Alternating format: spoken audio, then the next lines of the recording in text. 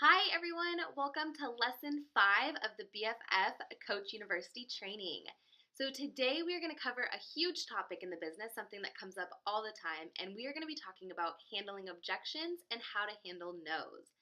Now the reason why this is such an important topic is this is one of the most common things that you're going to see come up in your business, and so it's good to know how to be prepared and how to handle that.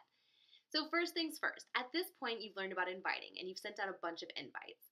Well, what I would like to say is what I do in order to best handle objections, you must first know your market. You have to know the person that you're talking to, and you have to understand why they're here or why they want to talk to you back. So, first and foremost, know your market. If you send out an invite to someone and you say, "Hey girl, I'm not sure if you saw this or not, but I just signed up as a Beachbody coach and I'm running my first challenge group and I'm thinking of people who I want to invite into that, and you popped in my mind. I would love to have you. I think it would be so much fun. What do you think?" What I would also recommend adding to that message is going through their news feed and kind of just taking a look at the person that they are and finding the things that stand out to you. What are you relating to them on? So maybe you see that they just got married, maybe they have a really cute profile picture, they just got a dog, they just got back on vacation. So when you send out your invite, you say the message I just said, and then you say, "In PS, I saw that you just got a puppy, so cute, what's his name? I've been wanting a dog for so long." Or, "Oh my gosh, I just saw you got back from Hawaii, how was it? Tell me everything." Now, the reason why you want to do that is because you're relating to your market. You're saying, "I don't just care about inviting you to this challenge group, but I also just care about you as a person." And it really makes the person on the other end of the message feel more comfortable having that conversation with you because they feel like you really care and you really should care. Now, the next thing, let's say you reach out to them, you invite them to the challenge group, and they're like, "Oh my gosh, I did see that you announced this. I would love to hear more." First things first, know that a person is probably always going to say, "Yeah, I'd love to hear more," because it does sound awesome and it is awesome. But this isn't your open door to just word vomit all over them and say, "Let me tell you about the challenge groups, let me tell you about Shakeology, let me tell you about how much it costs, here's my website, let me know what you think." No, restrain, hold it back. I know we get excited. I did the same thing when I first signed up, but pull back a little bit. They want to know the information, but they don't want a whole book on it. So if you send over a whole word vomit message, they might be like, "Whoa, this was way too much," and they might feel a little overwhelmed. So respond back to that message of, "Oh my gosh, that's so great. I'm so glad to hear that you're interested. I think it's going to be so much fun. It's totally changed my life, just from a fitness and nutritional standpoint. But tell me a little bit about you. Are you currently working out? Why would something like this be interesting to you?" You're fact finding. Now you go into the Q&A process. You're really looking to find out kind of who they are as a person, why this kind of group would be good for them, and the things that they have to look forward to. So as you're fact finding, you're looking for, why would you look for this group? Are you looking for more fitness? Are you looking for accountability? Are you looking for nutrition? And the answers they give you gives you insight into their life, gives you insight to the person that they are, and you can help know them as you approach the objection phase. Because 9 out of 10 times you're going to get an objection at some point, and the most common objections are going to be time and money. "I don't have time, I'm too busy. It sounds great, but it costs too much." So you want to know as much as you can about this person and why this would be good for them before they object to you. So again, what are you looking for? "Oh, well, I'm actually going on vacation in a few months, so something like this would be awesome." Or, I feel like this would be great. "I'm super busy right now. I just started school and I'm just really struggling finding time to work out. So something like this would be great." You're going through those different phases. Or even, I work out pretty well, but I struggle with my nutrition. So something with like the 21 Day Fix meal plan would be great for me. Perfect. So you're going through that Q&A. At some point in the conversation, they're going to object to something. So let's go with the time example. "This all sounds great, but I'm really busy right now. I just don't have the time to commit to something like this." What I would first say is whenever you get an objection, I want you to look at that message and smile. Just put on a happy face, because the thing is, you guys, just like we're going through Q&A to fact find, their objections are fact finding too. They want to know, how much commitment do you have to me, because I'm kind of able to walk away right now. And so smile. Know that it's okay. Know that it's not a big deal. And the way that we want to smile is because it puts you in a good mindset. It gets you in a good, positive place to respond back to that message. If you immediately go into like, mode, you're going to get defensive, and that's when you're going to start just throwing stuff at them, like defending your own opportunity. And nobody wants a defensive coach. That's not fun for anyone. So, okay, "I don't have time." Well, at this point, you found out a lot about them. You found out that they're in school, or you found out they're like busy at work. So what do you say? "Oh my gosh, girl, I totally hear ya. I totally know how it feels to be crazy busy. Tell me a little bit more about your schedule. Kind of what's your day to day look like? Things like that.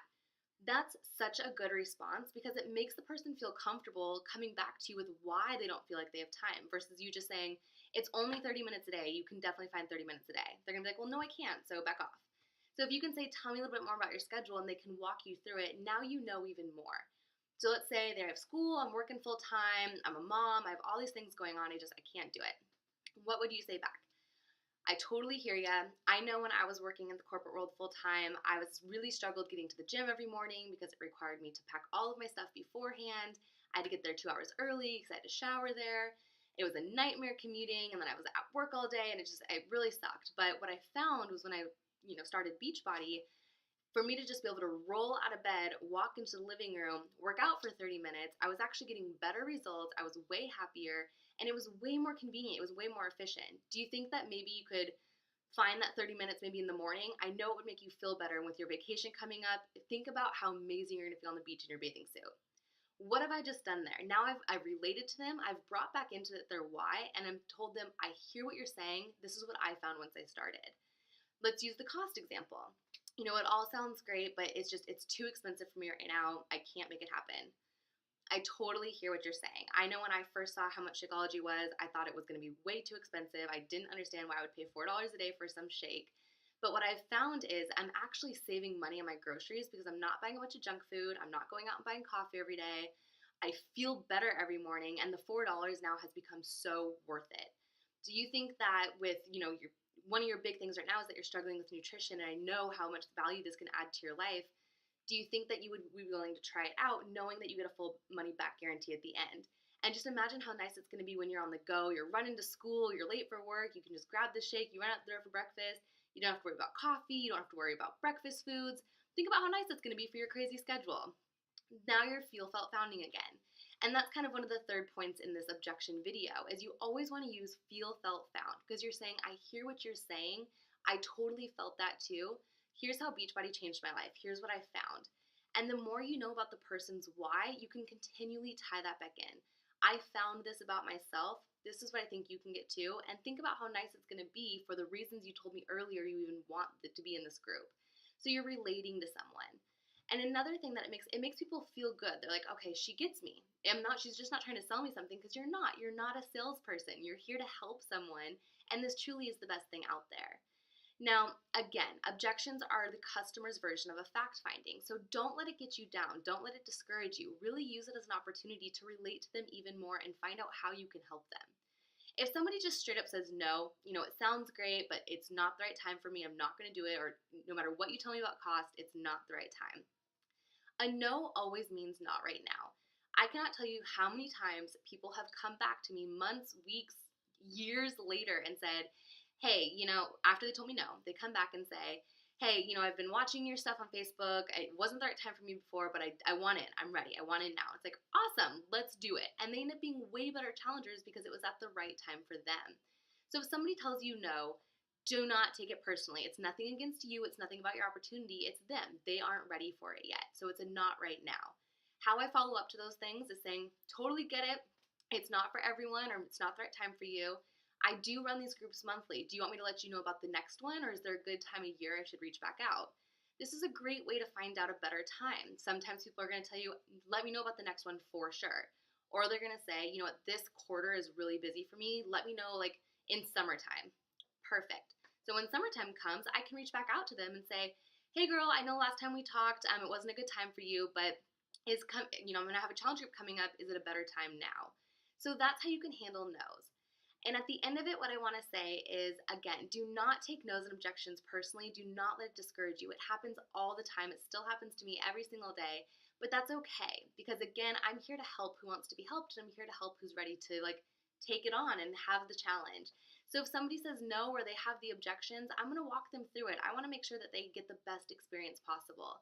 But you also want to remember to celebrate the wins. Celebrate the people that say yes. Celebrate the people that sign up and are ready to go. Celebrate the results that you're getting from this as well, because the happier and the more grateful you are for the opportunity, the more attractive you're going to be to everyone else out there. So that's what I would leave you with objections and no's. And my last quick point is always remember the language that you're using. That's why you have to smile when you respond to people. And you want to smile even when you're inviting them. People are attracted to positive energy. So if that means adding ha-has and LOLs and smiley faces into your messages, do it, because you want to seem excited and people want to be attracted to that energy, even when you're responding to an objection. Ha-ha, smiley face, all of that good stuff, it really helps people feel related to you. So that is our training on handling objections and no's. For today's assignment, share with us a few objections or no's that you've already received and now how you plan on responding to those. I hope this helps, and we will see you later. Bye. Mwah.